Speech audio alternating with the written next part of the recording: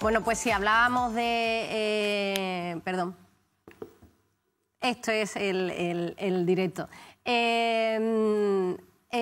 Hablábamos del desarrollo de una sociedad avanzada y hablamos siempre, cuando hablamos de igualdad de género y cuando hablamos de población vulnerable, avanzamos por la ciencia, pero avanzamos todos y todas juntos y juntas. Y hay una serie, si no se la conocen, bueno, adolescencia hay varias, ¿no? Hay también literatura, nos están alertando, hay señales de alarma de que algo pasa, que parece que se está dejando, y no son ellos y ellas, sino estamos dejando a una parte de nuestra población de lado, abandonado, en soledad, y esa alarma existe, esa señal de alerta, y por eso está con nosotros Marina Martín para hablar de qué está sucediendo. Bienvenida, muchas gracias por estar aquí. Muchas gracias a vosotros. Psicóloga infanto-juvenil, lo primero es, esta serie es solo la punta del iceberg, hay muchísima más literatura, ficción o ensayos o estudios que nos están alertando, pero ¿qué es lo que más llama la atención? ¿Qué es lo que está llamando la atención para que ahora parece que las familias es cuando nos estamos abriendo los ojos? Claro, esta serie, como bien comenta, es la punta del iceberg y lo que invita es a la reflexión, ¿no? Como bien dices, o bien literatura, series, películas. Y es que hay que reflexionar sobre la realidad que ahora hay de los adolescentes. Estamos todos acostumbrados al uso de móvil, dispositivos electrónicos, etcétera, y parece que eso nos unía, ¿no? Pero al final lo que nos está haciendo es distanciando más, ¿no? Y la soledad cada vez es mayor. Hay un problema, hay una alarma social importante respecto sobre todo a los adolescentes, ¿no? Que es cuando más se aíslan con temas de redes sociales y demás, y es algo que invita a la reflexión que hay que plantear, sobre todo porque muchas veces los padres son analfabetos digitales. Ese es el principal también uno de los temas a hablar, ¿no? Realmente que ellos acceden a ciertos servicios o a ciertos recursos de que los padres totalmente desconocen, porque hemos vivido a lo mejor en una etapa totalmente diferente. ¿Y qué hacemos? Es que todo va más rápido, pero además si el primer instinto del ser humano es algo que no conozco, lo rechazo. No quiero entrar en las redes sociales, no quiero... ¿Cómo ayudo a un joven, a mi hijo, a mi hija, a transitar por las redes sociales si yo misma quiero rechazarlas? No podemos rechazarla. No podemos rechazar las redes sociales. Parece algo como no, lo rechazamos, pero cuando es pequeñito y le gusta tal dibujito animado o tales coches y tal, nosotros jugamos con vuestro hijo jugando con los coches, pues igual que cuando nos adaptamos pequeñitos a jugar con las muñecas, con los coches, con puzzles, etcétera, o dibujar. Cuando son grandes, no es que signifique, ya hemos terminado de educar, lo dejamos en la habitación. No, pues ahora nos toca adaptarnos a ver las series que le interesan, la música que escuchan aunque no nos interese, los dibujos, si le gusta el manga, vamos a intentar acceder a ese tipo de recursos porque, claro, ellos tienen esa inmadurez tanto social, emocional y tal, que no tienen esos recursos para poder distinguir lo que es real, lo que no. Son mucho más vulnerables porque en la adolescencia está esa vulnerabilidad a ser inducidos o manipulados por cualquier cosa que pueden encontrar en los dispositivos móviles. Entonces sí que es verdad que yo animo a los padres tanto a conocer, a aprender, a acceder a los recursos digitales, porque muchas veces cuando hay un chico, un adolescente que le pasa algo, está mal, y en principio todo lo que hay alrededor está bien, nos tenemos que plantear, tendremos que investigar a nivel digital qué es lo que está ocurriendo, porque algo está pasando. Claro, luego hablaremos de esos consejos más concretos, porque luego las personas nos preguntan, ¿pero qué hago? Luego hablaremos de esos consejos. Es verdad que la serie Adolescencia en concreto, que es la que estamos hablando, es un drama porque parte de un acto violento. Pero antes de llegar a ese momento, ¿qué señales no vemos?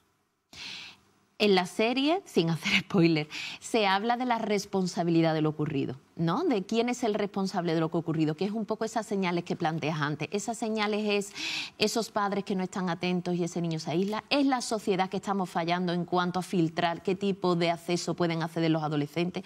Son los profesores, es decir, hubo muchas cosas y muchos indicios antes que, como podemos llamarle responsabilidad, podemos llamar antecedentes, situaciones que no es que se podrían haber evitado, pero evidentemente hay cosas que hay que hacer y como sociedad deberíamos de estar más comprometidos en ese tipo de situaciones. La sobreprotección se habla, ¿no? De los millennials, ¿no? La generación millennial que ahora es padre o madre. Sobreprotección que estamos llegando, pero siempre es como un bucle que se repite generación tras generación. Ahora vosotros sois padres y madres de tal forma, educáis de tal forma, todo lo que viene después. ¿Tan mal se está haciendo ahora mismo en la crianza? No creo que se esté haciendo tan mal. Es más, creo que ahora mismo en la crianza nos estamos cuestionando cosas que antes no nos cuestionábamos. Y a lo mejor por eso también decimos, vamos, yo también que soy mamá, ¿no? A nivel personal, y muchas veces dudo sobre mi propia maternidad, ¿no? Y es que yo creo que nos estamos planteando cosas que antes no se planteaban, se daban por hecho. Entonces yo creo que se está haciendo bien. Se está priorizando la educación emocional, pero el acompañamiento que tanta importancia se le está dando en las primeras edades no se termina en la adolescencia. Al contrario, ahí es donde más nos necesitan.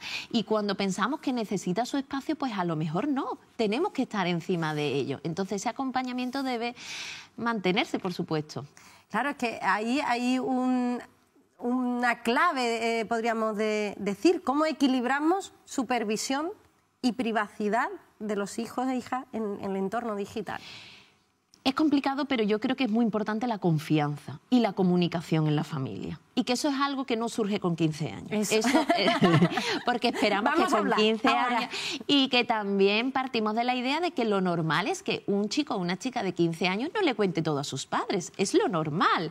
Pero evidentemente esa persona antes fue pequeñito y tiene que aprender a al menos tener recursos y herramientas para diferenciar qué está bien, qué está mal, y cuando doy la señal de alerta y algo no está bien, tengo que pedir ayuda de papá y mamá y tener esa confianza, ¿no? Porque evidentemente no te tienes que enterar de todo lo que hace tu hijo, porque... Es decir, lo que tenemos es que acompañarlo, pero ser ellos capaces de saber identificar cuando hay una situación de alarma o algo que está ocurriendo. Eso es lo más importante, porque al final lo que queremos todos los papás y mamás es que sean autónomos e independientes. Cuando hablamos de la situación de las redes sociales, del bullying, del acoso digital, de todo esto que está sucediendo en las redes sociales, que siempre antes era como más físico y ahora se hace online, no termina. Pero siempre se pone quizás el énfasis en la víctima, en las señales de alerta de si tu hijo está más triste, no tiene ganas de comer, pero quizás, y lo que ha dicho usted al principio, esta serie también nos pone en ese ver también las señales de alerta de aquel que está siendo el acosador o acosadora, del que está usando más las redes sociales, es decir, que también tenemos que cambiar quizás esa mirada. Y esa mirada voy yo más allá, a los espectadores. Los espectadores son todos los chicos que están viendo todo eso y no hacen nada. Porque está la víctima, está el agresor, pero los espectadores también pueden hacer algo, ¿vale? No podemos mirar para otro lado. Porque cuando ocurren esas situaciones hay gente que ve esas redes sociales y no dice nada. Entonces, yo creo que evidentemente la víctima y el agresor, es decir, la víctima está en una situación de vulnerabilidad y realmente muchas veces no tienen herramientas para poder salir de ahí. El agresor es el agresor, pero ¿qué hacemos con los espectadores? Y los espectadores son todos nuestros hijos, hijas, chicos y chicas, que viven en una sociedad, que ven las redes sociales y lo ven. Y tienen que hacer algo, tienen que dar la señal de alerta. Los padres y madres... ¿empeoramos las cosas algunas veces? ¿A qué te refieres? ¿Empeoramos las cosas en tapar las situaciones de nuestro hijo o hija, no querer ver esas señales? ¿Empeoramos esas relaciones entre ellos y ellas quizás?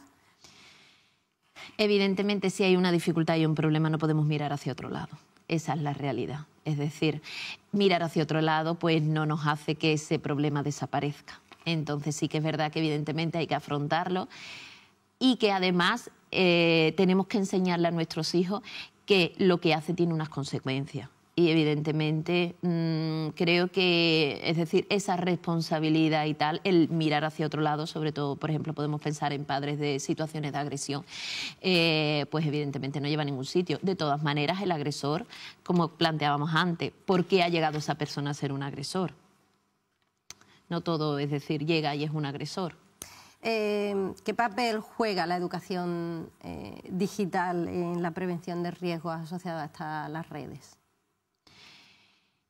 Yo considero que debería de haber más una educación real sobre una educación digital. Creo que los chicos deberían de aprender a diferenciar qué es una fake news, qué es real, qué no es real, dónde buscar información y dónde no, porque sí que es verdad que la mayoría de los chicos tienen muchas dudas sobre muchos temas. Estamos hablando desde sexualidad, desde orientación, desde gustos, desde dudas sobre palabras, sobre jergas que ellos utilizan y no preguntan a papá y mamá, preguntan en redes sociales. Entonces, ese criterio de saber diferenciar, que es más, nos ocurre también a los adultos, el saber diferenciar, pues esto es real, esto no es real, y usted que trabaja aquí en el tema del periodismo, pues el día a día, ¿no? Noticias que son falsas.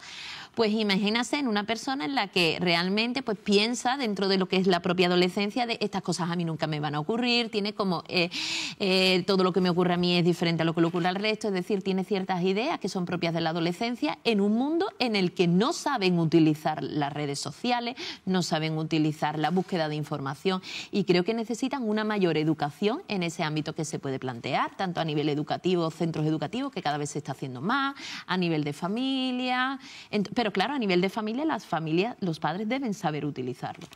Claro, el primer paso es que el padre o la madre o los tutores tienen que ir y reconocer, tengo que aprender algo, cuando yo ya me considero adulto o adulta. Ya, es que nunca se deja de aprender realmente, eso es algo que... Y es más, creo que nuestros hijos muchas veces vienen para enseñarnos cosas, ¿no? Y muchas veces las propias dificultades que tenemos nosotros lo aprendemos. Tienen que saber qué es TikTok, qué es Discord, qué son las redes sociales, qué son los videojuegos, es decir, la jerga que utilizan ellos. Tienen que conectar con ellos, porque si no realmente son muy vulnerables a un mundo inmenso y manipulable. Cuando los padres deberían de ser los influencers, ¿no? De los hijos, pero no es así. A ver, consejos... Vamos a empezar por la base, primeras infancias.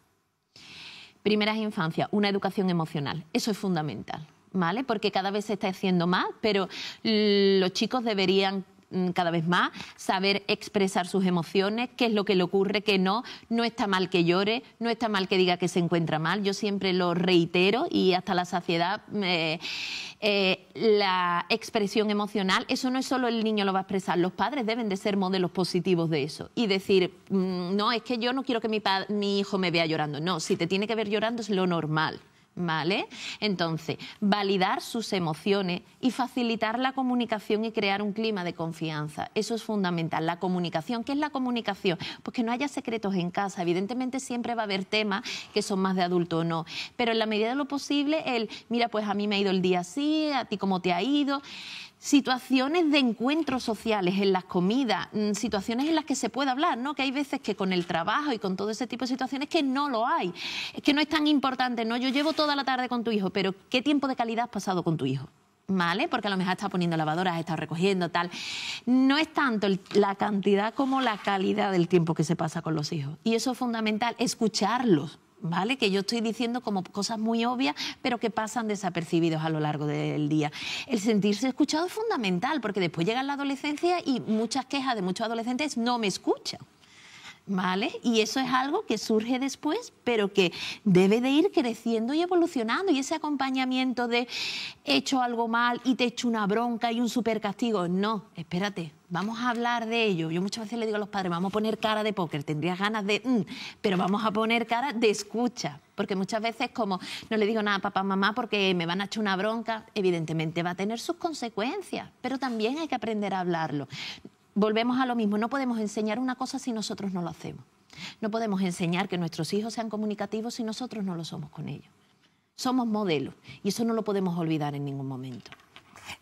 Eso son obviedades, pero no. Fáciles, no, nada, cero.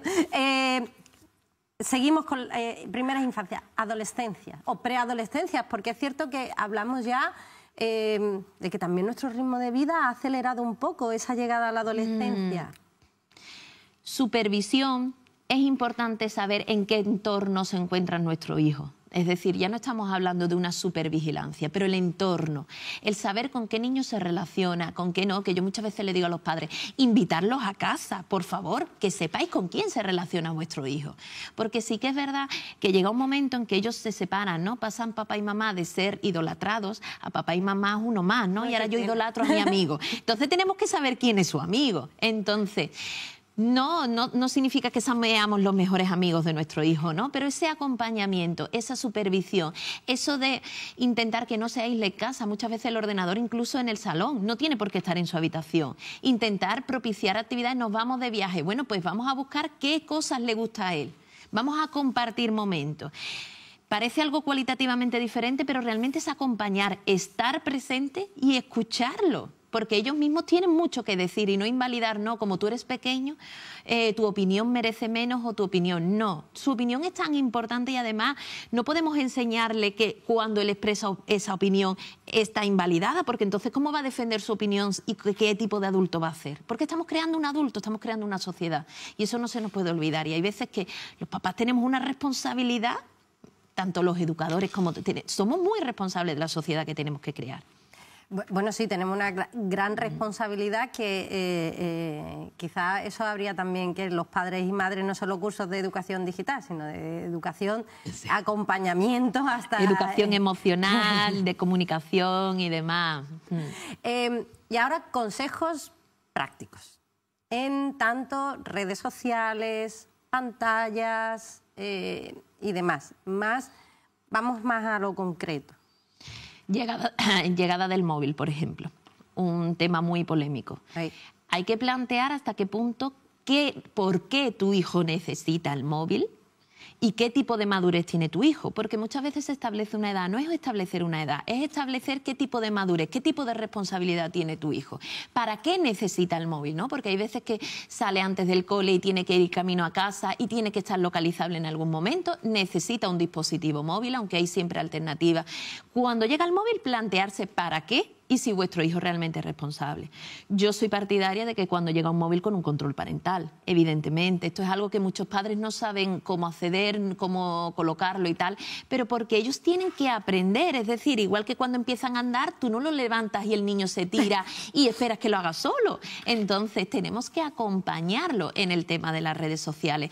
Tenemos que tener un control parental, saber lo que está haciendo, si tiene cualquier duda, es decir, que tener esa confianza de utilizar el dispositivo de móvil cerca de papá, mamá, poder hablar, poder comunicarse sobre ello, intentar sacarlo de la habitación, intentar no consentir esas puertas cerradas, ¿vale? Tener esas puertas abiertas, intentar, por supuesto, en las horas de comida sin el uso del móvil, pero el niño y papá y mamá. Y papá y mamá, volvemos a lo mismo, ser modelos positivos y no utilizar el móvil, pasar tiempo con ellos y tiempo de calidad. Es que realmente no llega a ser algo cualitativamente diferente.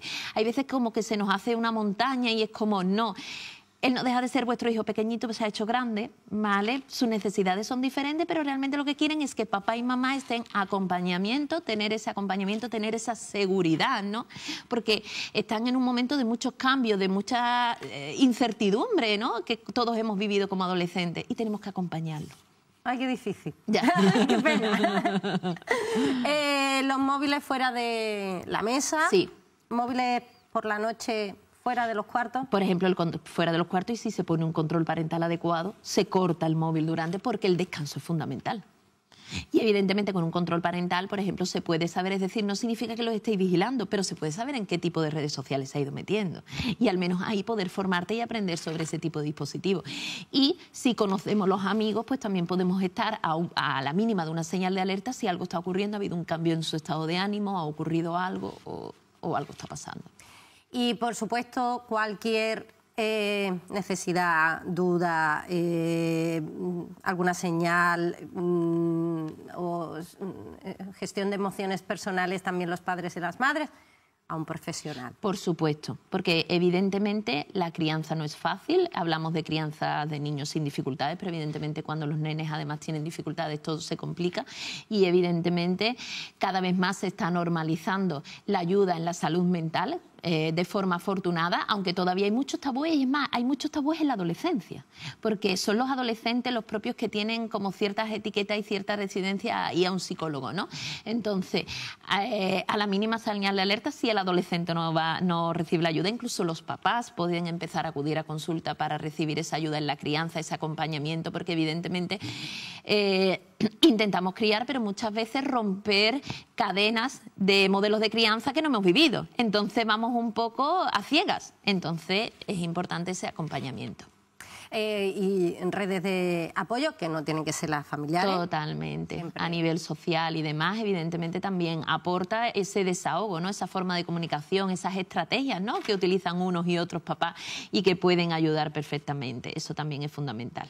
Marina Martín, psicóloga de la Delegación de Cádiz, del Colegio Oficial de Psicología de Andalucía Occidental. Muchísimas gracias por estar con nosotras y muchas gracias por el trabajo que realizan en las consultas y en ese trabajo de acompañar también a las familias en sus diversidades. Muchísimas gracias. Gracias a vosotros.